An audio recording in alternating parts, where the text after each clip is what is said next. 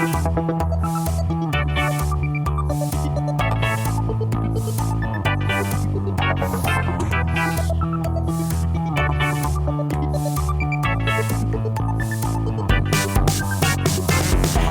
ou Tripoli, Vilnius ou Benghazi, Paris, Moscou, on fait le bunga, bunga. Bangkok ou Bogota, Le Caire ou Jakarta, Gustavia, on fait le bunga, bunga. Stockholm ou Monaco, ou Montevideo, Oslo, Tokyo, on fait le bunga, bunga. In a world of brutal and oppressed life, decadence becomes the refuge of a potentially better life by renouncing its allegiance to this one and to its culture, its crudeness, and its sublimity. Hello, everyone.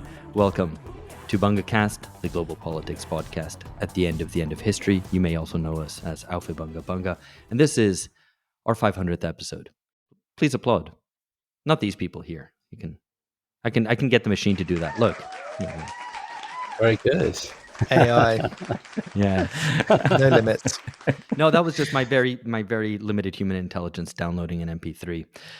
If you add a laugh track to this podcast, I'm done. Just at the That most was a laugh track. That was not actually Alex yeah. laughing. Yeah, that was the it, laugh yeah. track. But I'll put it in at the most inappropriate moments. Yeah. Just to lean into cringe comedy. So anyway, if you're new to us, Phil Cunliffe, George Hoare, and myself, Alex Hochuli, started this podcast back in April 2017, which makes it around 8 years and 499 episodes since we started until this one. This podcast also led to a book, The End of History, being written and published. It came out in 2021, and it's since been republished in German, Italian, Portuguese, and I think soon Polish, I hope. We've drawn in a number of regular contributors, some of whom are with us today. Catherine Liu, Amber Lee Frost, Lee Phillips. Those aren't here. Alex Gourevitch and Lee Jones, on the other hand, are. I'll say hello to them in a second. And if you're not aware and listening to this, perhaps even for the first time via the free feed, our full output is available for subscribers at patreon.com/BungaCast. But for today, it is Bunga Boy George Hoare in London. Hello, George. Hey, I'm one of the OG Bunga boys, I guess. Yes. Two of From the episode three surviving. 1. Yeah. Mm. Alex Gourevitch in Cambridge, Massachusetts. Hello, Alex. Howdy. I remembered where you live now. I didn't have to ask you for like the third time. I happen not at the moment to be in Cambridge, so you remembered it at the one moment when it's not appropriate. This is appropriate. And you think progress is possible, and then something like this happens. It smashes all faith you might have in progress. And Lee Jones in London. Hello. Hello. And of course, myself as well in Sao Paulo, Brazil. So as I mentioned, this is an anniversary episode. At each 100th episode, we've tried to mark the occasion with something special. So in the 100th episode, we asked a range of contributors what was the end of history, how they wish to remember the end of history, RIP. In the 200th episode, we looked back at the history of the 20th century up through to 2020, and asked which countries experienced in that period most crystallized world history. Like if you had to only understand the history of one country, what would you look at? In episode 300, we very cheerily looked at the question of nuclear annihilation, how possible it is.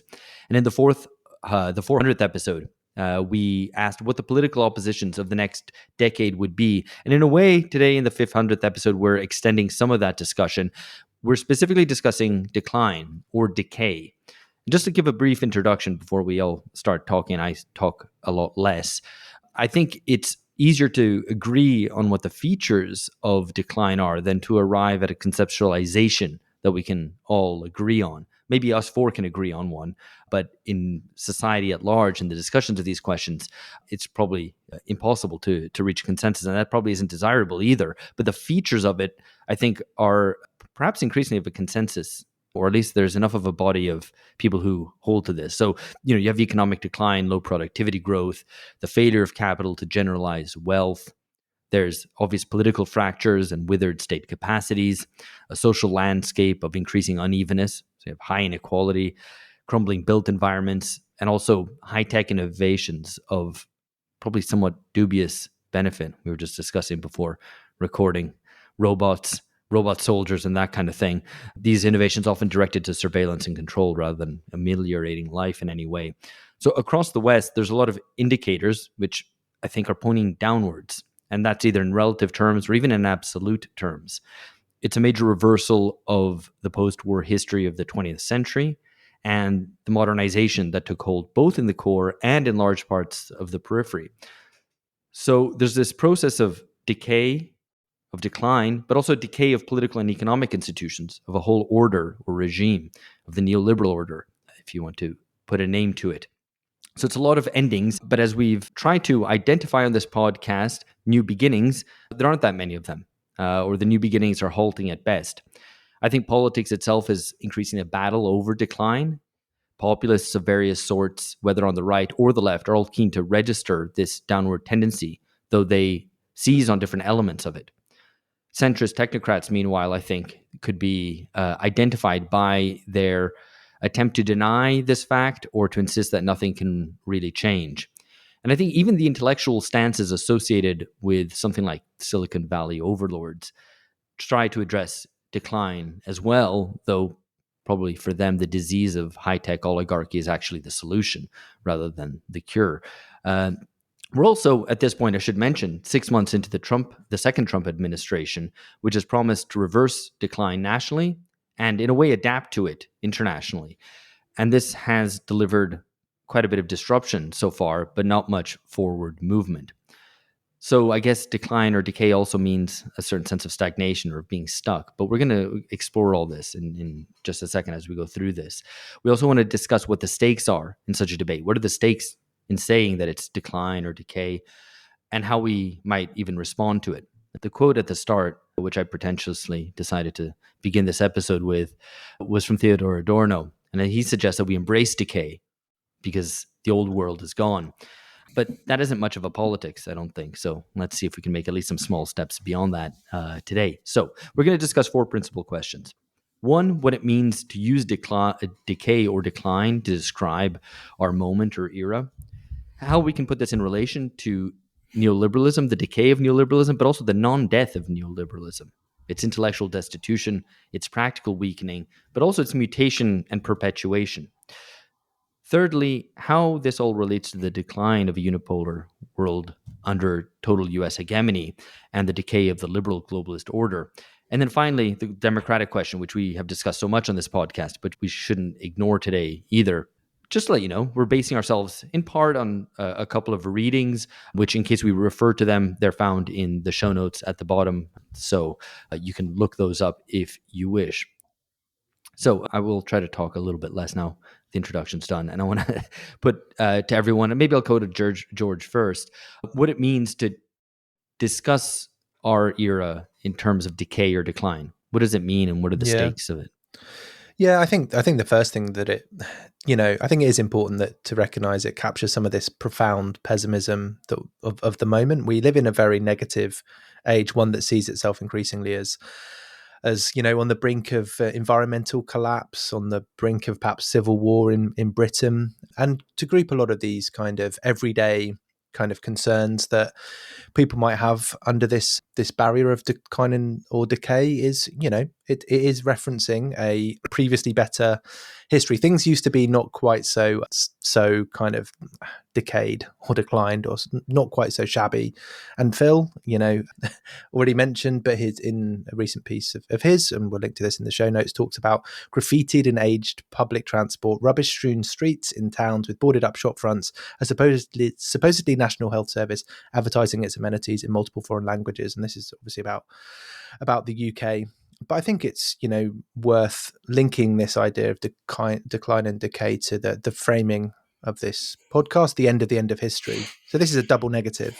Obviously it's, on the one hand, this kind of US-led neoliberal order that became completely dominant in the period of 1989 to 2016 with its signal crisis in 2008 and its terminal one in Brexit and Trump in 2016.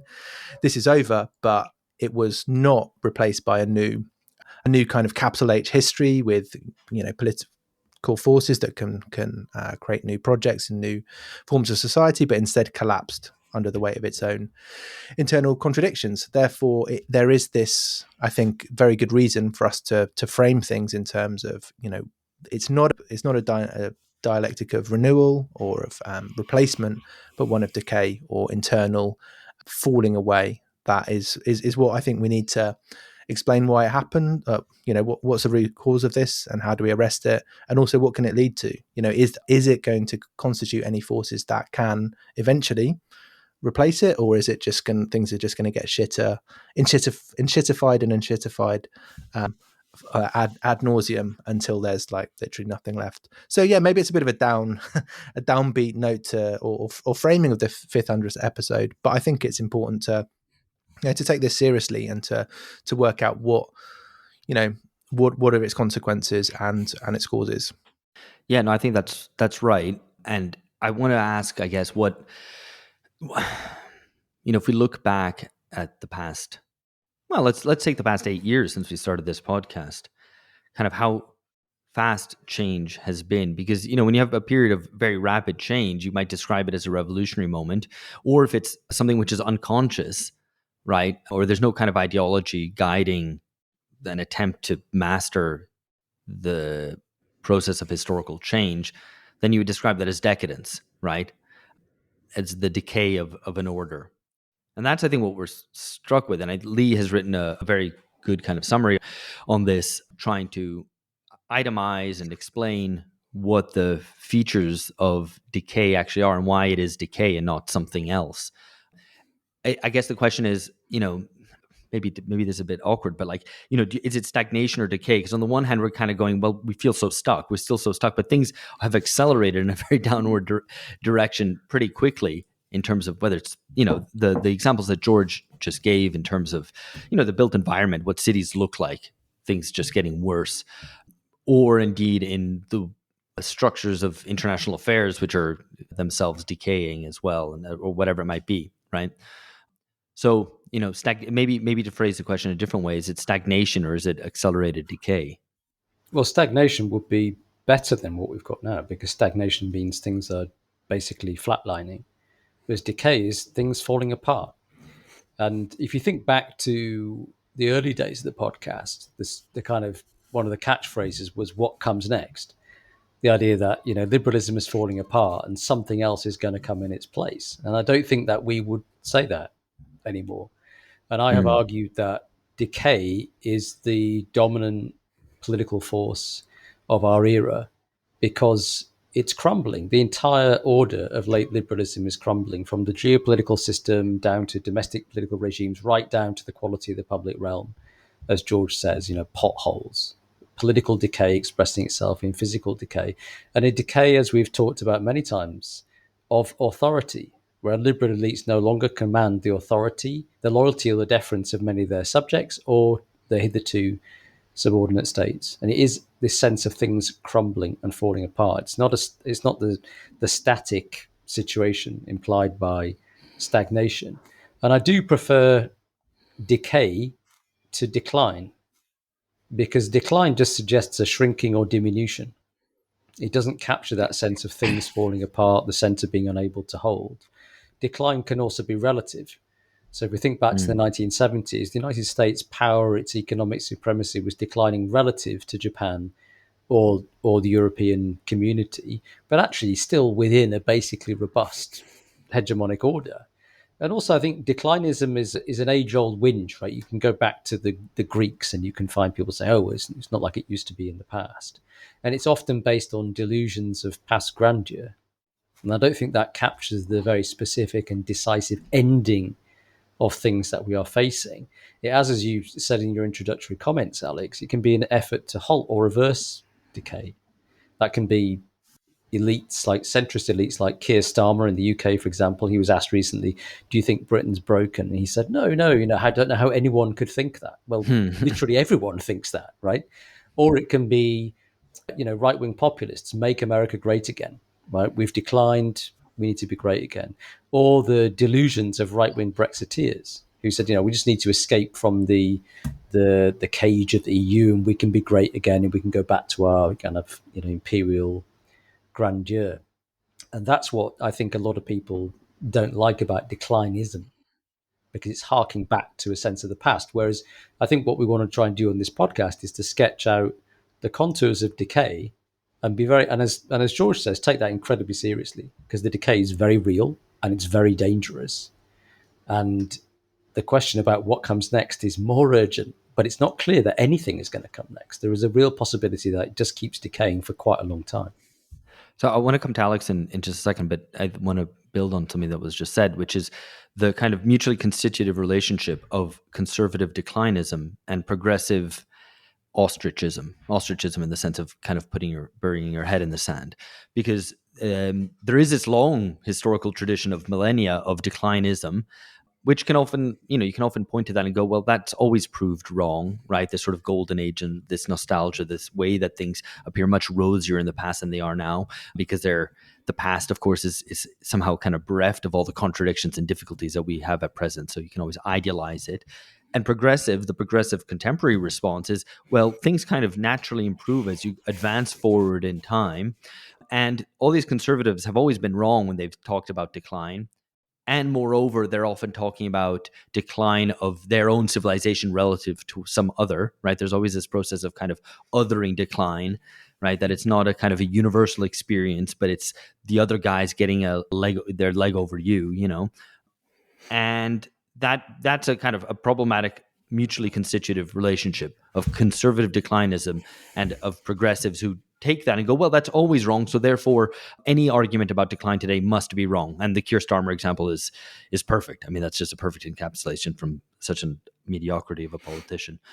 But Alex, I wanted to ask you, because Lee already mentioned this notion of, what comes next, what's new, and in fact, decay is the predominant force. So do you think that there are examples of things that present themselves as the new, but are actually manifestations of decay? So I think if we had been having this conversation 6 months ago, I would have basically agreed with everything that's been said, especially Lee, or with what Lee said, because I would have seen everything that's going on as symptoms of decay.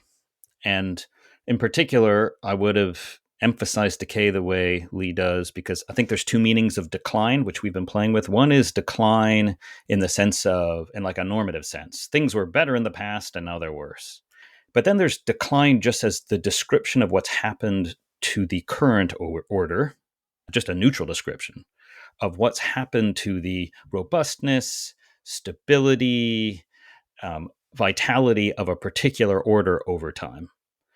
And so I think what we're really talking about is that second sense of decline, and saying, well, what we're living through is just these institutions continuing to decay and fall apart, and it's decline in that sense. And I would have said Trump is symptomatic of that up until, 4, 5, 6 months ago. But since then, I've changed my mind. And I've changed my mind because I think and this might have to do with the fact that I'm in the United States living through Trump directly, while the rest of you are experiencing Trump via his effects on world politics. But it has been quite extraordinary how much Trump has not just accelerated the decay of these institutions, but done so by exposing the way in which they do not limit what it is possible to do politically in a way that nobody quite realized until Trump tried to do it. I mean, let me just give like 3 really concrete examples.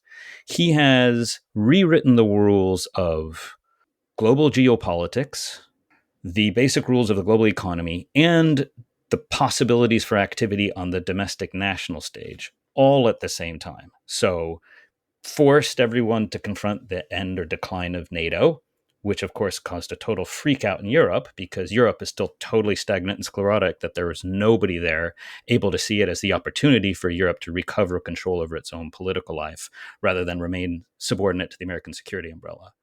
But who would have thought? I mean, leftists have hated NATO for ages and thought it's just this indestructible apparatus of this indestructible apparatus of American hegemony.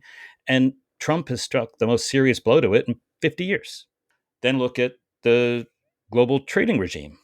I mean, there was just an article out today that shows that Trump has rewritten the rules of the global economy by raising tariff rates back to the levels they were at since World War II without yet major effects on the American economy, and that in fact has forced global powers to redistribute the costs of that primarily to global consumers, not American ones. And here again, as the phrase the phrase the FT used today was, it's the rest of the world that's chickened out. But it turns out that actually there's a lot more give and take in the global economy and what can do even with global macroeconomic or global trade policy than it appeared. Again, it might all come crumbling down, but the standard predictions were that by now there would have been major effects on the economy, and there hasn't been. And then domestically, I mean, Trump has been incredibly active and done a huge amount of things. But I think the most striking really has been the passage of this big, beautiful bill, which is the kind of bill that the American domestic scene has been unable to pass for ages. And it happened entirely because Trump imposed political discipline on his own power and got them to overcome all kinds of petty procedural obstacles and difficulties and pass this thing. And it's a bill, we can go into the details later, but it's a bill unlike even the one that was passed first time around, or even the one that W passed in 2001. So just compare it with the fact that when the Democrats were trying to pass a similar bill, they said they couldn't pass a minimum wage hike because of the procedural obstacles imposed by the parliamentarian in the US, a non-elected, not even a bureaucrat, I mean, a trivial rules official. So these are all ways in which Trump has shown the scope of activity, the scope of possible political activity is much larger, I think, than people realized. And retrospectively, I think it's exposed the ways in which, for instance, when Obama took office, facing with even a greater political mandate, and then said, no, we're still limited by all the normal rules, institutions of politics. Retrospectively, we realized that wasn't true at all. And that the institutional constraints were much weaker, but also that you can do a lot more when you've got some democratic authority, which is effectively what Trump has. He won the popular vote. He's the clear leader of his party. He's clearly popular in his party. And he's used this to enormous effect, and just in the value neutral sense of just being able to do a huge amount. So I'm pushing this point because I want to say that all of this, no doubt, comes with immense amount of venality and corruption and self-dealing and enormous upward redistribution for the rich.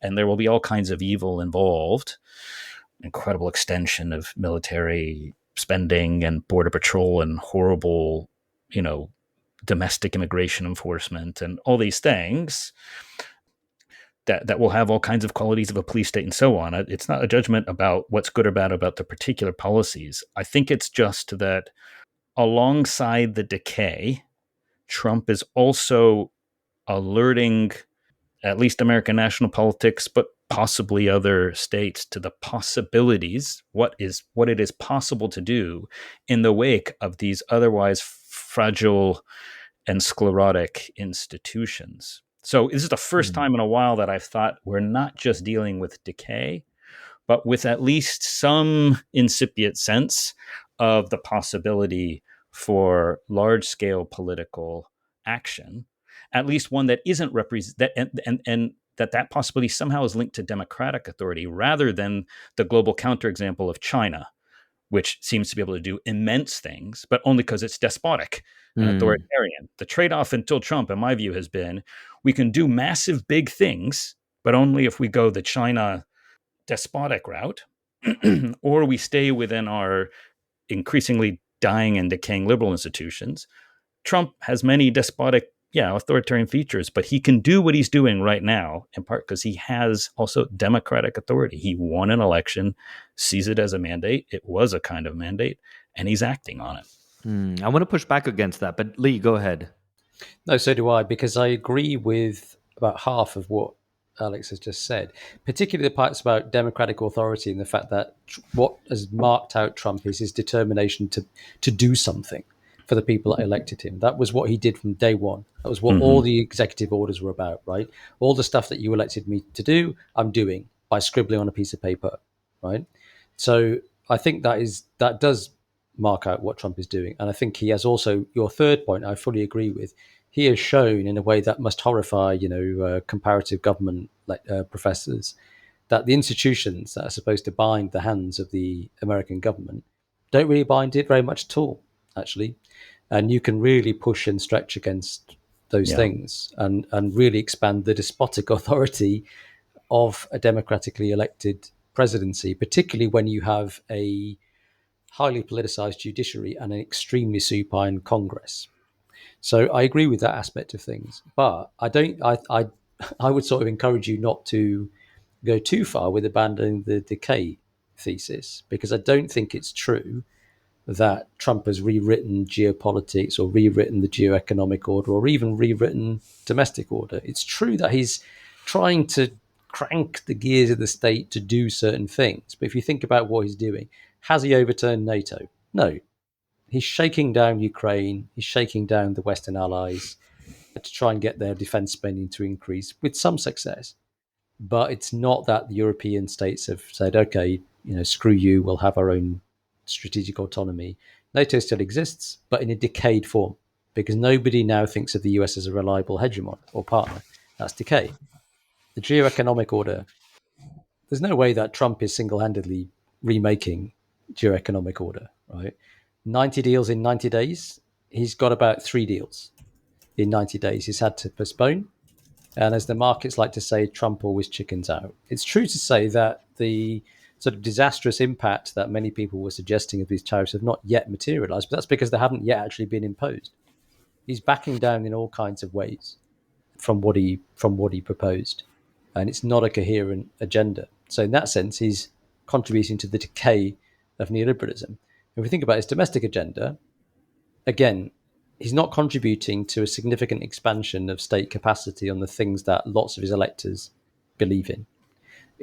I think he's putting more resource into ICE and the immigration side of things with apparent success from what I've seen in reporting in terms of encounters at the border and deportations and so on. It seems to have had a radical effect on the southern border, which is surprising. I thought it would be very performative. He seems to, the bill does seem to devote significant resources to the expansion of that. But in all kinds of other areas, the chaotic attack on the state led by Elon Musk is going to undermine the state's capacity to do anything. And the big, beautiful bill is predominantly about tax cuts for the rich and benefit cuts for the poor, rather than expanding the state's capacity to do things to revitalize American industry or American social life. So in that sense, it's not going to halt decay domestically either. So the thing that you're talking about, I guess, is itself a form of decay, because it's the decay of the liberal institutions and liberal rules through which liberal elites had bound their own hands and said, well, we can't do anything in response to democratic mandates. And the decay of that can be a positive thing, but you've also got to build something in its place. And that, to me, is what Trump is not doing. On the final point that, yes, there's a kind of opening and the demonstration of a capacity for maneuver in democratic terms by trying to seek to represent a constituency, which is Trump is doing, but it doesn't represent a change of direction, only perhaps an opening, right? He's pushed further in the direction in which things were already going. If look at the big beautiful bill, it's tax cuts, it's spending cuts, it's increases in military spending, in border spending, etc. So in that regard, it's kind of an intensification of the existing order. On trade, of course, that's different. But here, and we're going to come on to this in a bit, but the transformation in neoliberalism rather than an abandonment of neoliberalism towards a kind of neoliberalism without globalism, or protectionist neoliberalism, which might be a contradiction in terms. We might need a new term for it, but nevertheless, the perpetuation of domestic neoliberalism or its basic foundations seems to be the order of the day. So I'm also not entirely convinced by the case that Alex makes with regard to how transformative Trump is being, although I absolutely take the point about a kind of, there's an opening rather, kind of room for political maneuver, which is there, which he demonstrates. I think where Alex is right is it demonstrates the hollowness of the liberal appeals to saying, well, we can't do anything. Our hands are totally tied. And that does create an opportunity for somebody else to say, well, Trump showed that we can actually do something with democratic authority. There are things, not this, this is not what we want to do, but something else. And I think that is really important insight. So that was, I mean, the two core points I was just trying to draw attention to was, one is not to say there isn't decay, but if we think that all that's going on is decay, then we're going to miss the significance, I think, of the last 6 months with Trump, which is its contradictory nature. So one side is absolutely what Lee says. Yeah, NATO is still there. A lot of the global economic situation is still there. The domestic funding bill is going to even more aggressively hollow out aspects of the American state rather than give it more potentiality or more capacity to solve collective problems. However, he's also shown, and this is the second point, he's also shown that that liberalism was democratically bankrupt, because the way the conversation has been going for the last 20 years is something like, either our hands are tied, as you put it. You've got to be a liberal or an authoritarian. And it's true, there's some places where authoritarians can really do big, bold things like China, but at the cost of liberalism. So if you're a liberal, you've got to accept all these ways in which we're constrained. And that is not, I think, what Trump reveals. It's true, he's done things in a lot of ways that are not just venal, but authoritarian and exceed what the law permits. But he's able to do it because he's also acting with democratic authority. And I think that's a major new revelation. And that is the other side of the contradictory, sort of a contradiction between form and content. The form of it is, this is the actions of someone who's able to do what they're doing because they do it because they won an election decisively. The content of what they're doing might very well undermine the ability of us to do things democratically, should we want to do things other than what he's doing with that power. But it's the emergence of a real possibility of doing something positively that I think is significant. And on the international stage, the way I would read the NATO and the tariff stuff is, first of all, that the tariff levels are actually quite high, and they're going to remain high even if he does all these deals. I'd initially read it as he'll just retreat after he strikes these deals because it's symbolic, and that just doesn't seem to be the case. But the second is, he's just made everything negotiable. I think the way sort of liberals think about the international order is organized around some non-negotiable aspects. All politics happens within the non-negotiable limits, like the NATO security umbrella and WTO trade rules. And all of that stuff has been exposed as negotiable, contingent, negotiable based on whatever our political priorities happen to be. Now, Trump might very well put a stink on the idea of acting democratically, because what he ends up doing by the end of all this is so thoroughly trash this way of acting that people might long for something like a retrenchment of the order. And that's very possible once they engage. If the big beautiful bill ends up sort of arming a whole bunch of MAGAs to do a kind of freakish domestic immigration and enforcement and turn everything into a police state and arrest a whole bunch of citizens because they do some crazy racial profiling, everybody thinks, good Lord, we never want to do that again. It's possible, but I just think that it's too late for that. It's just too late for that. I think that the fact that it's possible to do things cannot be erased, and the institutions are so crumbling. I said to a friend the other day that I sort of feel like mainstream American political science is like what Sovietologists were in 1988. Constantly looking at how what the latest news is within the Kremlin while the whole thing is coming apart. And so this is certainly how the Democratic Party so far has responded to Trump. But I just think that even if there's enough of a desire to return to some kind of norm, I just don't think it's going to be there. Even if Democrats end up winning an election, I think the pressure on them to prove what they're willing to do with power will now be that much greater, precisely because Trump did. So, George, did you want to come in? Yeah, I guess just a point. Actually, no. I'll because we're 40 minutes in. I'll say this point at the end. Lee, did you want to come in, or I was going to very on? Yeah, just very, very quickly on the Sovietology point. It's very true. There's a lot of reporting about the Trump administration, which is it's very resident of reporting of authoritarian regimes, though. And this is due to the highly centralized and personalistic nature of the regime. That cuts against the democratic authority thing. We don't know what they're going to do on a given basis. It depends which courtier has got Trump's ear on a given day. And that's where I think that kind of cuts against the kind of democratic potential point. Otherwise, Sure. I'm on board. Sure.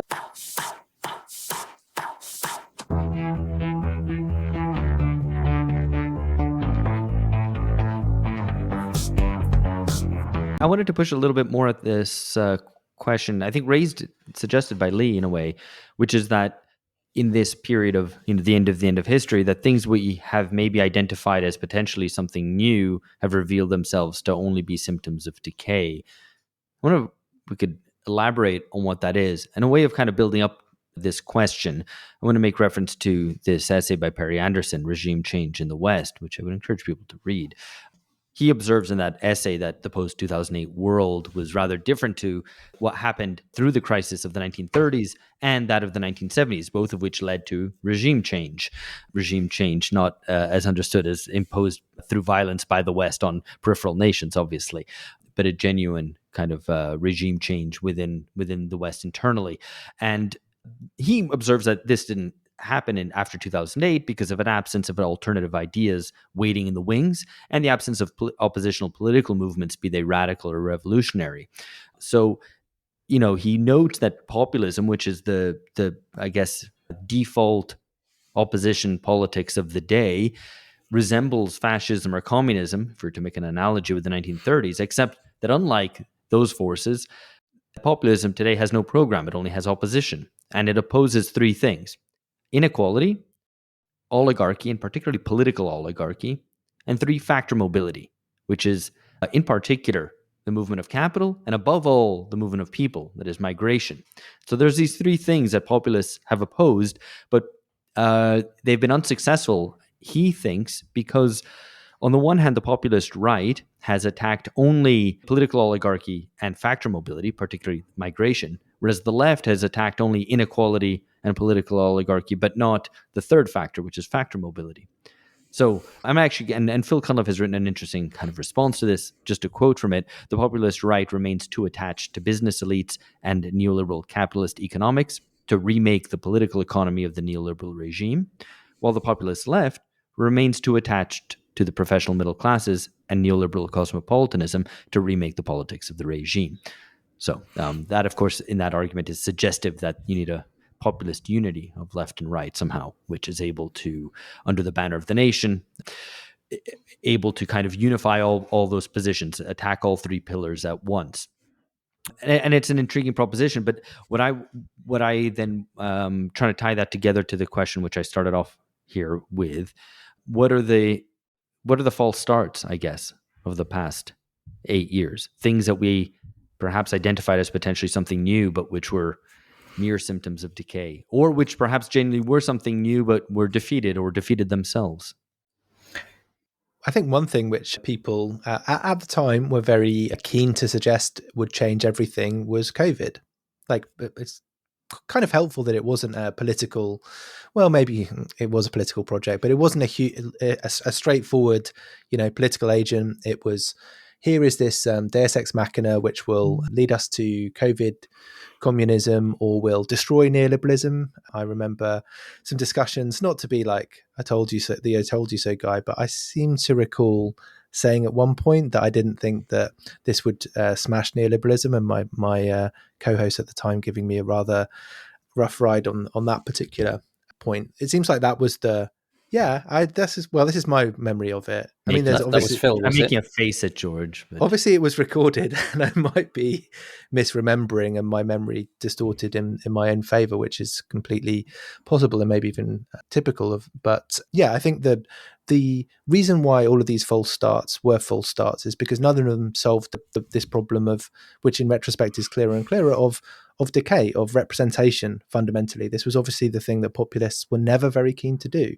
It, you kind of elaborated some of the program there, Alex, but it's, populism is a creature of the political void. This is something which I think has become ever more apparent, that you can come up with these different kind of quick fix solutions, these simple tricks to fix, society and politics, but ultimately, without reckoning that kind of political decay, institutional decay, we've talked about this already quite a bit. It's an attempt to take a shortcut, which is not going to work. Well, I mean, just quickly on the observation about COVID changing everything, no, it didn't smash neoliberalism. But I think we can already kind of say that neoliberalism has transformed once again. You have the initial period of neoliberalism from the late 70s onwards through to the early 90s, which is the period of rollback neoliberalism, of cuts, of head-on ruling class assault on the organizations of the working class, wage repression, etc. And that is followed then by progressive neoliberalism in the sunny days of the 1990s and 2000s, progressive rollout neoliberalism, a restructuring of the state. The 2008 crisis leads to a form of neoliberalism, of crisis neoliberalism, which in many ways goes against a lot of the rules of neoliberalism, but in pursuit of the maintenance of that order. That from 2008 to 2020. And then from 2020 onwards, you get another reconfiguration of neoliberalism to something more protectionist, again with huge bailouts, huge state spending, but in an increasing turn towards greater state intervention and greater protectionism. And I already made reference to this. You have effectively, and certainly what Trump represents, it seems to me, is the pioneering of a kind of non-globalist, anti-globalist neoliberalism, which should be a contradiction in terms. But is that something which creates the possibilities for greater political action than before? No, I don't think it is. And I think the way that you describe it is correct, right? Neoliberalism has always mutated. And for me, neoliberalism is mutating today. It's not declining. And we've talked about Trump's budget bill, tax cuts for the rich, benefit cuts for the poor, slashing the budgets for regulatory agencies. It's a continuation of a top-down class offensive that has always characterized neoliberalism, because the underlying class relations have not been changed. There's a lot of political froth at the top, and the ruling class has clearly lost its hegemony, but underlying class power has not changed, because the ability of ordinary people to mobilize collectively in defense of their collective interests has not improved. If anything, it's got worse. And this relates to the points that George was making. So there's still a lack of any clear ideas about boosting growth beyond deregulation, despite the fact that that process has been exhausted. But it is combined, as you say, Alex, with significant tweaks to neoliberalism that would have been unrecognizable as part of the original rollback neoliberalism, like trade restrictions, flirtations with industrial policy, although even Trump is winding that back. But I think, to go back to the question of false starts and why I'd be a bit gloomy about any opening is, and if we're being self-critical, let's take an example of Brexit, which has been discussed extensively on this podcast, probably people groaning as I raise it. But, three of us associated with the podcast saw Brexit as a potential opening, right? Because it was a significant revolt against neoliberal supranational regulation in favor of democratic self-rule. And although we were not entirely optimistic about the possibilities that it would lead to democratic renewal, we thought that it could lead to some sense of democratic renewal. In fact, it hasn't. And the book Taking Control explains why. And I think it's through the process of doing that work, the political work that we were doing at the time, that we realized just how deep the rot was. Actually, our political parties had become so decayed, so hollowed out, so deracinated, that they were simply incapable of self-renewal. But at the same time, the sort of sullen, seething majority of people that had voted to leave the EU and would punish people at the ballot box who tried to reverse the decision didn't themselves mobilize to present any alternative, any counter-elite. The counter-elite remained the deluded right-wing populists who are basically sort of a mutated version of Thatcherism and don't have any real solutions to our problems. But still, the people broadly remain passive. The institutions through which they might once have mobilized to influence things don't exist anymore. People are very atomized, very demoralized, very demobilized. And I think you can say that's at the root of all of the false starts. The era of protest in the 2010s, left-wing populist ructions in the 2010s, right-wing populist Russians. Brexit, Trump, and with COVID, right? Lots of people on the left, as George said, thought that COVID would lead to, re-evaluation of neoliberalism, a new normal, blah, blah. It didn't, because there was no political force capable of seizing power and making sure that those things happened, as opposed to a securitized form of neoliberalism. And I think that's what makes me worry increasingly, that it's decay all the way down, because the institutions, the collective institutions through which we might act to arrest that decay, to turn it in a new direction, to exercise collective agency, they seem completely beyond repair. And I don't see anything immediately new on the horizon. I know Alex wants to come in, but it seems to me Brexit, or rather the British case, is particularly acute, because Brexit could be understood as genuinely an event in the sense of something where its effects exceed the cause. And now it seems to have, I mean, I'm observing from afar. I haven't been to Britain in 2 years, but it seems to me that it's has reversed. I don't think you can even discuss Brexit as an event anymore, because we're back so much with the causes of Brexit. They have so deepened and intensified that the effect, Brexit itself, the vote to leave the EU, has been relegated to a bump in the road in this process. Like, it's amazing how much Britain now looks like just an intensified version of pre-Brexit Britain, rather than something which would have at least led to some sort of pivot, change in direction, and so on. Because Brexit was a democratic moment, but without a democratic subject, right? Without a collective democratic subject able to take control of the state and turn the state in a different direction and embark on a new model of political economy. Yeah. Alex?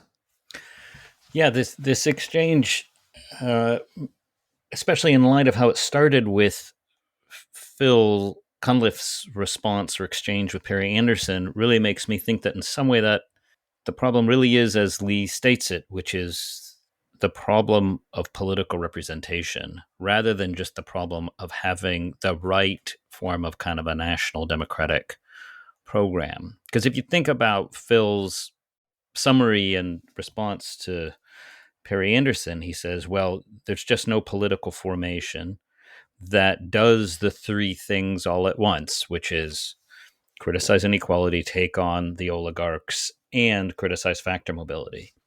But when I think back, that was exactly the Bernie Sanders campaign, the original Bernie Sanders campaign. It was very, very publicly and aggressively anti-oligarchic, anti-inequality, and against factor mobility. I mean, it was even associated with immigration controls, which was why there was this kind of no borders conflict within the campaign, but the no borders people were minority. And yet it didn't take hold. And part of it was that the Democratic Party really closed ranks to prevent, and to undermine Bernie in 2016, and then again 2020. But what that did was confirm and solidify that the Democratic Party is not a party to be controlled by its members. Right? I mean, there was that moment when it looked in 2020 or in 2016, sorry, when it looked like both parties might be controlled. And then again, actually in 2020 had Bernie won the nomination, when both parties would be controlled by figures who were not members of the party. Donald Trump was not a Republican in any ordinary sense. He hadn't voted Republican. He had been a member of the party. He hadn't come up through its ranks. That's why he was nominated by the members democratically to take control of their party that was run by party elites. Likewise, a lot of the force of the Bernie campaign was people trying to nominate someone that wasn't engineered by the party. And that was, it was actually really the success of Trump that really got the party elites, especially kind of organized by Obama, to kind of freeze out Bernie. But what this all spoke to then is that the problem isn't or hasn't just been sort of coming up with that right combination of a program, but of finding the vehicle for it.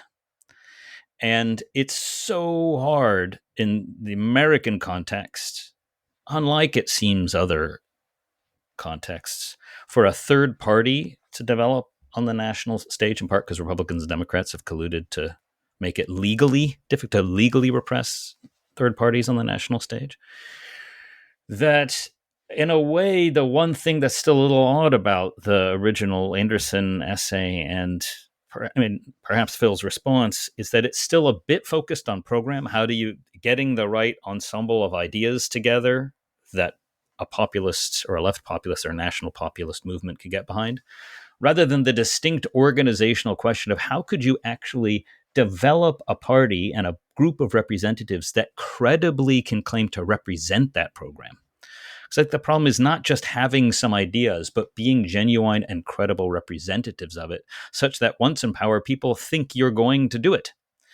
And on this, at least, I think I share a bit of Lee's pessimism, unlike in the first round of this discussion, which is I don't see, it's not clear to me who represents anything like a coherent, new party or semi-party organization really committed to the project of democratic representation of its constituents that could carry forward some project of political renewal. Well, I mean, and the problem of culture war is very real. Culture war is not just a diversionary matter where you think, well, let's pay attention to the real stuff because it's silly online debates about trans people or whatever it might be. It's not that. I mean, it actually has a material force in so far as it is any attempts to kind of unify the sort of populist program in attacking these three pillars, as Perry Anderson identifies them, will inevitably and immediately get recuperated by the institutional forces of left and right and saying, well, you're talking about inequality and going against markets on the part of the right, and they'll say, well, that's taboo. No, we can't do that. Yeah, that's socialism. And equally on the left, if you talk about restrictions on immigration or anything like of that sort, that also gets ruled out as completely taboo. And that process, I think, happens even in political systems which are less rigid than the US, which are already multi-party democracies, which allow potentially for your new party to set up and compete in elections pretty immediately without needing the kind of arcane methods of finding various signatures and getting on ballots and all the rest of it that the US's kind of federal system is set up to deliberately prohibit the emergence of a third force. So yeah, even in a Germany or whatever, where there would be much more kind of political flexibility and possibility, it seems to me that the culture war is set up in a way as to neutralize any kind of genuine kind of union which might speak for a real popular majority on these bases. And everybody, again, it's a little bit like a bizarre situation where the secret's out. Everybody knows the point Lee made earlier in contradistinction to Keir Starmer. Everybody knows what decline is. Everybody knows what the factors and features of decay are. And most people could probably point at some of the causes, maybe in a partial way, and people might have different varying responses. Some might focus on big tech oligarchs, others might point to politicians, others might point to international markets, etc. There's different kind of permutations and iterations of these arguments, but the secret's out. Everybody knows this, and everybody knows what its effects are because you can look around and see. And I think that's where a big part of the political blockage is, in a sense, kind of institutional politics, right? I mean, the established actors of politics on left and right and somehow collude, even though they are formally opposed, collude to prevent anything new really from emerging.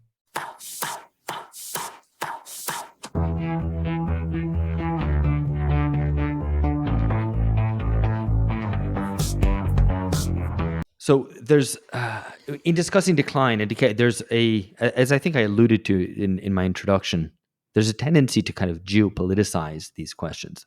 And we're very resistant to doing that, right? This is not the matter of the West declining and China rising. We're not simply that. It's definitely not a matter of, Islam or something rising as a challenge to the West, or internal traders who are doing down the West. I mean, those are generally the kind of conservative framings of it. But there's a tendency to geopoliticize matters and to place ideas in different places in the world and to set them up as combatants, a kind of bizarre reiteration of the Cold War. And that's always problematic because it's always the internal contradictions, internal to all these societies, which are at root and which are the important thing, not the conflict between people over there. That I think we always have to resist that tendency to externalize these conflicts. To say it's the people over there who are the problem. And there's left and right versions of this, by the way. It's not just a conservative way of doing politics. Nevertheless, there is a geopolitical matter, and it's the decline of U.S. unipolarity. And Trump is in a part an attempt to adapt to that new situation, to undo its support for the institutions that it set up after the Second World War. And I wonder how that relates to the neoliberalism question, because you have this kind of reformulation, restructuring of neoliberalism, kind of its undermining of some of its key bases, right? With the imposition of tariffs, while at the same time that it's perpetuated still on a domestic basis. You still have wage repression. You still have no attempt to kind of reverse deregulation or bring the central bank under sovereign democratic control, right? So there's not really any kind of reversal of neoliberalism going on on the national level. Does the decline of the US set up the possibility, or the decline of US unipolarity set up the possibility for overcoming of the neoliberal regime because of perhaps emerging bipolar or multipolar world? I think Lee has been skeptical of this notion before, and has written on something to this effect. So I want to get his take on it. Yeah, I would say that American hegemony is decaying, but capitalism is not. So there are geopolitical shifts happening within a global capitalist economy, and there is no challenge to capitalism. So I would say that that decay of US hegemony is occurring within and as a result of contradictions within US-led globalization. And I think the causes are well known: industrial hollowing out, social grievances like poverty, inequality, de-development, the deaths of despair, political grievances, the crisis of representation we've talked about, the rise of populism. And that's led to the rise of someone like Trump. And with someone like him in office, the United States can no longer function as a global hegemon because it's not capable of securing a position of leadership based on the consent of subordinated states that view American leadership as being in their interests too. Now, interestingly, I think the point raised by Alex a minute ago, that might also have been true of Sanders, right? Because I'm not sure a Sanders-led American government would have been supportive of global neoliberalism either. It would obviously be behaving somewhat differently to Trump, but it would not have, been spearheading free trade deals and things like this. And obviously we see decay also in other key neoliberal states that have been, fundamental to upholding the US-led hegemonic order. But I do think that is different to what Reagan did in the 80s. So in some senses, there are lots of echoes of what Trump and then Biden were both doing. Sometimes I've referred to it as Reaganism 2.0 because the similarities are so close around things like very aggressive trade policies married with industrial policy at home linked to the defense sector, very aggressive policies around semiconductors, these kinds of things. But what Reagan was doing was trying to reboot American primacy within, firstly, the Western Bloc, given relative decline vis-a-vis Germany, Japan, others. And he did that somewhat successfully. And part of that was about changing the post-war system, ripping up the decayed and ruined Bretton Woods system and bringing about neoliberalism. So by pushing global deregulation, that would benefit American companies. That was the idea, and you would therefore revitalize American capitalism. And that did substantially work, but that has created all kinds of contradictions, the contradictions that I've just mentioned a minute ago that led to Trump. Now, Trump is not coming out with he's trying to mirror what Reagan has done, as I've argued in my work on the tariffs. They're self-consciously imitating Reagan and thinking by throwing American weight about and being unilateralist and rewriting the rules, they can reboot American hegemony. But they're trying to do that within a decayed neoliberal system. They're not trying to bring about a new system through which American primacy can be rebooted. And consequently, they are just engaged in the further decay of American hegemony. And I think it's a terminal decay. So I sort of agree, Lee, but I think I would put it a little differently, which is that I think the way to understand what Trump has been doing at the geopolitical and sort of global economic level is manage American decline. And that's why the comparison with the Cold War is a little inapt, is that the Cold War emerges really as the development and institutionalization of American hegemony in the late 40s post-war condition, when the US was overwhelmingly the dominant industrial economy. And it was a way to secure and establish its dominance over the global economies and not just, secure the strength of its own. While the kind of renewal of geopolitical competition under Trump is really, I think, one way that he is trying to manage the relative decline. And I think it is punctuated. It's not just this. It's not just a little bit more of the gradual stuff that happened under Bush and then Obama and then Trump and then Biden. It is very punctuated. And the tariff one is just one example, which is that the way Trump has imposed the tariffs and the authority that he used is the last time anyone tried to do this, not Reagan, it's actually Nixon during the crisis of going off the dollar, which is really the first time the U.S. had to manage its relative global decline. That was the whole reason that the Bretton Woods system collapsed. And I think that that's when he invoked emergency powers not once but twice to deal with the economic emergency of that transition. And that the authority Trump's tried to use basically to justify doing all these tariff moves, even though in principle they're probably unconstitutional, has been actually the authority that was developed in the Nixon immediate post-Nixon period. And it is to try and manage relative decline. And on that front, I actually think that Trump has done way more than to really challenge and modify the relative place and standing of the U.S. globally than Sanders ever would. I do not think Sanders ever would have taken on NATO the way that Trump has. I do not think, while Sanders would have rewritten NAFTA, he never would have engaged in the kind of massive rewriting of trade relations through restructuring of tariffs up to and including exercising all this emergency power that Trump has done. And central bank, I think, is the least talked about. One of the most important things is Trump has taken on Powell. And it's I think there's a 50-50 chance he just puts in his guy when Powell's term is up soon. I can't remember the date, but it's this summer. And I think people haven't understood the geoeconomic significance of it, because that is an attempt to discipline the Fed into being a national banking institution rather than the banker for the world economy. So, I mean, especially post Great Financial Crisis 2008, it became very clear that the Fed is not just a kind of institution operating the interests of sort of American financial interests, but really really acting on behalf of global financial interests. And that isn't what Trump wants. I'm not sure entirely how much he fully understands the significance of it, but it is of major significance if he manages to alter the functioning of the Fed and get his guy in there such that its priorities are in line with national priorities rather than the stability of the American dollar, its role in the global economy, and so on. I think Trump has contradictory impulses. But if you put all those three things together, I actually think that they are all ways in which Trump is trying to manage American decline. They're far put together. It goes way further than anything we could expect Sanders to have ever done.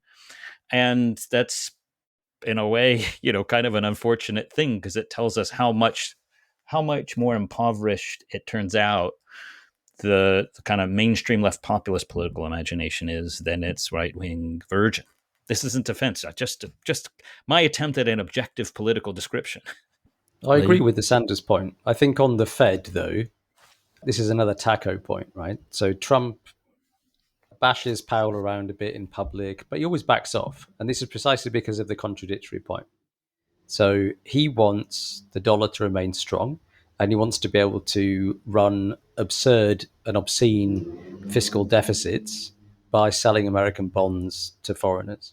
Yeah. And so at the first sign of the bond market start going into meltdown, the Treasury Secretary has conniptions and said, you've got to calm down a bit and stop attacking the Fed. And then Trump backs off because Trump wants to maintain a strong dollar. He wants dollar hegemony. He wants America to be dominant. It's not just, if he was willing to make a clean break and say, right, we want the Fed to be a national bank, and we want to set interest rates politically for the good of the country, and we're not going to be banker for the world anymore. We're not going to be existing in this globalized financial system. Fine. But he's sort of flirting with that idea whilst clinging to American global dominance, particularly the dominance of the dollar role. And that's a key contradiction in his economic policy that he's just not willing to resolve. But then, I mean, that just underscores again the idea that Trump in some ways represents an increase in political autonomy, one that's to be welcomed, but only on condition, not the condition that we welcome it. The condition in which that political autonomy is exercised is that things proceed in more or less the same direction as they have been, right? So also with Decay, because I think what he's doing by sort of threatening the autonomy of the Fed, by running these enormous deficits, by having this wacky trade policy, on-off tariffs, it is giving the bond markets a lot of pause for thought. There's a lot of open talk in the markets about the need for an alternative to the dollar as the global reserve currency. Now, there is no alternative, just as there is no alternative to neoliberalism. So people still have to keep buying the bonds, but, the rates keep ticking upwards. And there is a kind of growing question mark over this is just how much another, they can keep borrowing. I mean, I agree with you. I just think this is another example of things that were taken, the bond market is another place where we're supposed to experience these like non-negotiable limits. What's the famous line from James Carville from the 90s, that advisor to Clinton? If I die and were reborn, I'd want to be reborn as the bond market. The most famous statement of 1990s political economy, basically. And that was why we have to run budget deficits. Clinton, does his attack or limitation on welfare and all this stuff, because bond markets are absolute and unlimited. Now, I agree with you that there's all kinds of contradictory desires with Trump, but he's taking it way further than anybody's been willing to go for decades in the US. I agree with you on that. These limits. And so it's both sides, right? Like, I mean, it's incredibly short term. This week is crypto week in the US Congress. It's insane. I mean, it is a sign of the total disorganization of the capitalist class in its relationship to the American state, because there's no way that the financial class at the top has any interest in crypto taking over, unless they're all trying to, après-moi le deluge. Like, they're just all hoping to just extract in incredibly short-sighted ways as much value before the thing collapses. Perhaps. But he's also pushing the limits on these things. And there's a lot of questions as to whether the bond market really was about to collapse during Liberation, after Liberation Day, or whether it was just weird stuff with Japan. So it's even 3 months ago, I thought, yeah, this is just Taco. He's just going to withdraw and play footsie. But I think he's willing to take it a lot further than, he's been willing to take it a lot further and in a more enduring way than I had expected originally, and to push limits and to test really whether the bond market really is unwilling to take really extreme pressure or not. And as you said, what's the alternative? He's played chicken with this on tariffs, on the bond markets, and so far, it's kind of absorbed it without a blink. It hasn't been the absolute unsurpassable political constraint that it was taken to be for 30 years. So we're reaching the end here. Maybe just as a final point of discussion, and we should go deeper, we should go darker and discuss catastrophe. So I raise this because Perry Anderson actually suggests it in the conclusion of his essay, in which he talks about moments in which there has been a radical reform to the system, or on a national basis primarily, in moments where there hasn't been some new programmatic alternative waiting in the wings. The two examples he gives are China under Deng, which after the kind of various crises of under Maoism, that Deng develops this kind of iterative approach. I mean, this is something that we discussed on this podcast a while ago with Isabella Weber on her book about how China avoided neoliberal shock treatment and kind of iterated a different approach. And the other example he gives, dear to my heart, is Getúlio Vargas in the 1930s and 40s in Brazil after the coffee crash and slump, where there's also a kind of national developmentalism and import substitution model, which is kind of stumbled upon without that having been really a challenger waiting in the wings, although one could argue perhaps that it did go in line with global tendencies elsewhere, whether Mussolini or FDR. I guess your Bonapartism, soft or hard.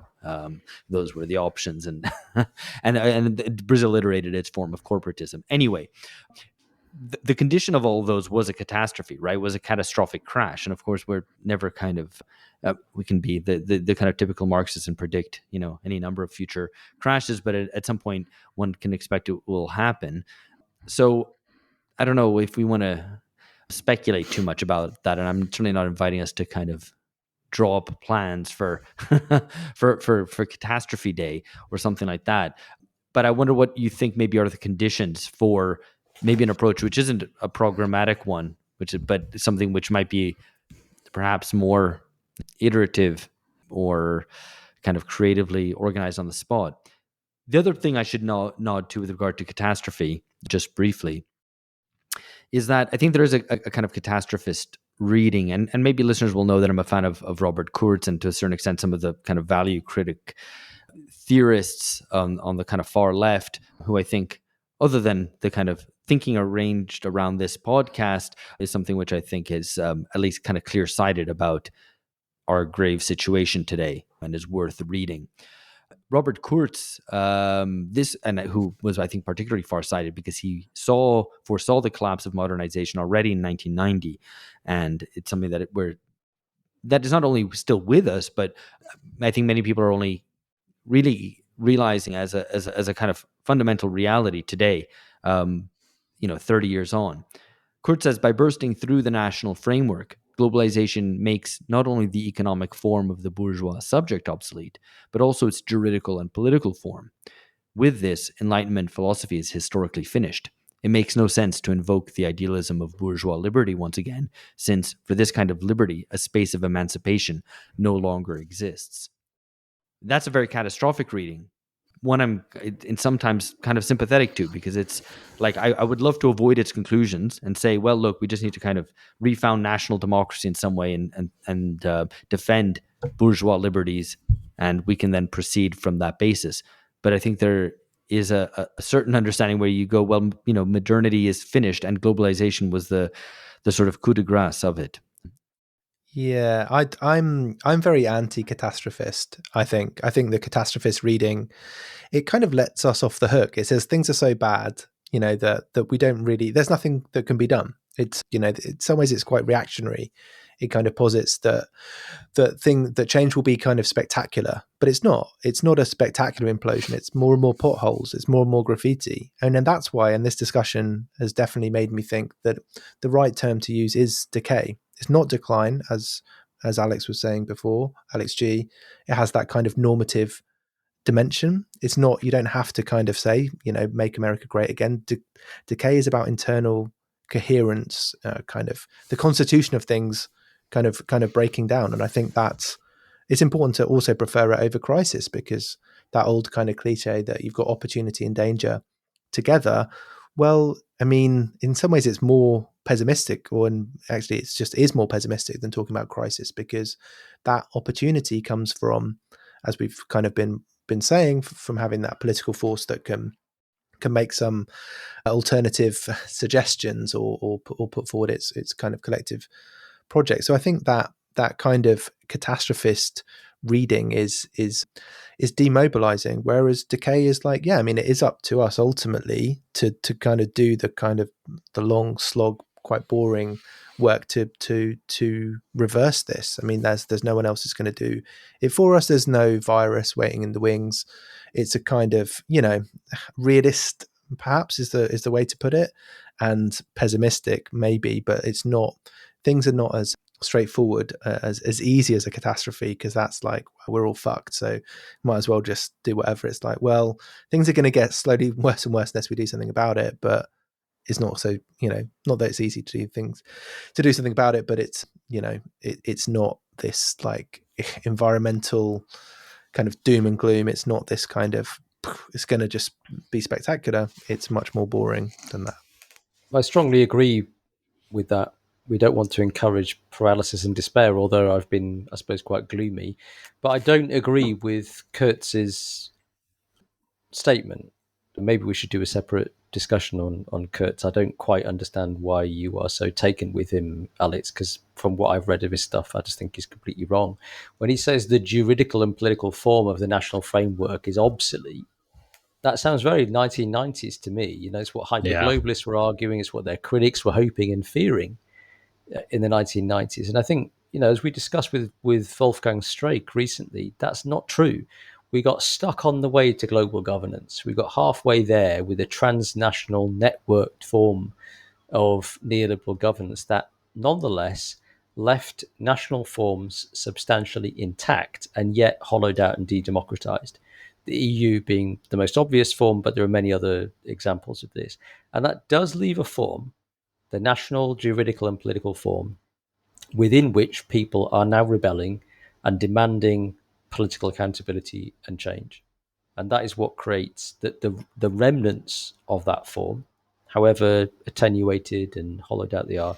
That's what creates some space for hope and for democratic renewal. And I agree with George that catastrophism is demoralizing on top of 50 years of demoralization and defeat. It's not what we need. What is needed is a very serious and honest reckoning with the state of decay, not denying that the country is broken, but really reckoning with people and saying, look, we know it's fucked. It's fucked in these ways. And if you've played some kind of role in making that happen, if your political party or your tradition has contributed to that, you need to fess up to that. And you need to change. And if you can't change, then, as George says, the task is to recognize that the existing elite or the existing counter-elite won't and can't fix things. And there has to be determination to build something new, to step up to the plate, to take on the challenges of decay and turn things around. Yeah, I share Lee's lack of sympathy for Kurtz because he does what theorists have done for a long time, which is elevate defeat to the level of a concept. So there were these collective subjects of the 20th century that were eventually defeated and failed. And then he's turned around and said, well, it's just proved that they were worthless or pointless. But a defeat isn't the same thing as an error. Or the error isn't in the very idea that that the individual and the collective modern national subject were themselves some kind of a mistake to begin with. The collective subject of the, revolutionary party or the working class was an alternative possible path that was defeated and not realized within the West. And so I'm not so sympathetic with Kurtz, at least on that reading that you gave us. The other thing I'd say is I'm sort of by habit and constitution anti-apocalyptic or anti-catastrophist. But I also think that the other thing I don't love about Kurtz is that, look, a catastrophe can happen. It can happen because there's a massive collective effort to achieve evil instead of something good. We know of our favorite examples from the 20th century of that. Catastrophe can also happen out of inaction, right? It could just be the everyday catastrophe that, for instance, will come in the US when they kick, million people off or millions of people off healthcare, and they all join the ranks of the people already dying daily, grinding deaths of despair. And those are in a way sort of numerical catastrophes, and they're daily happening in virtue of inactivity, the absence of people willing to act as collective subjects to just transform the political economy.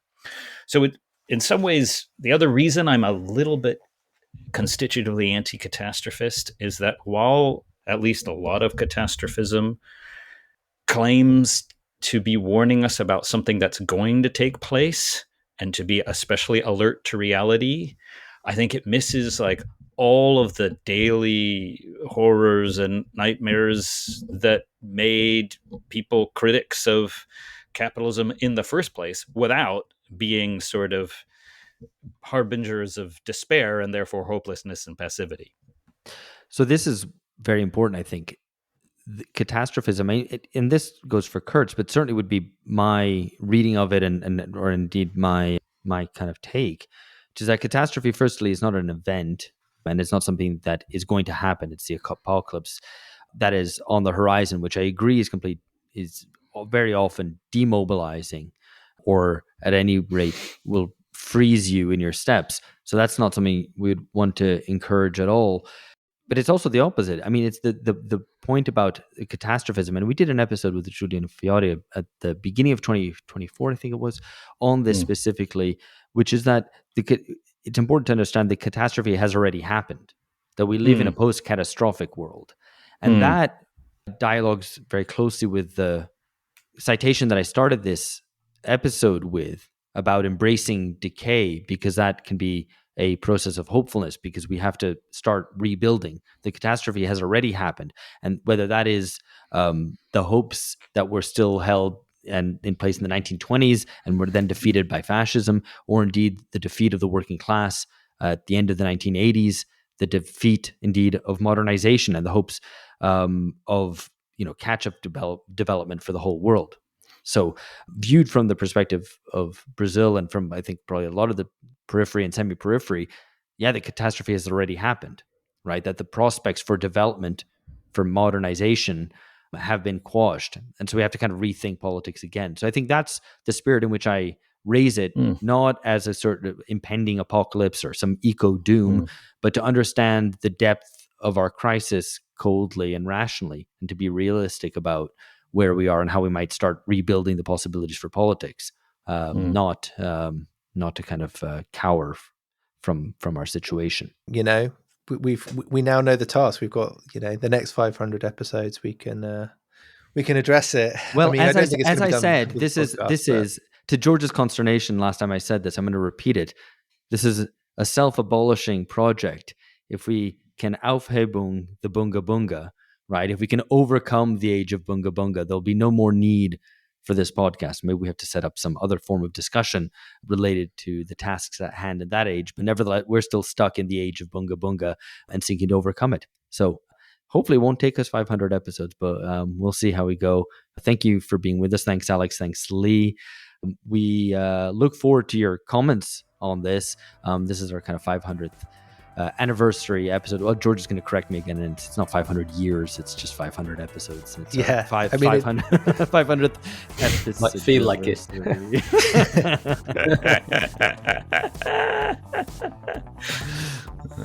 There he is. Yeah, very good. All right, thank you for being with us again. We look forward to your comments, and we'll catch you next time. Bye-bye.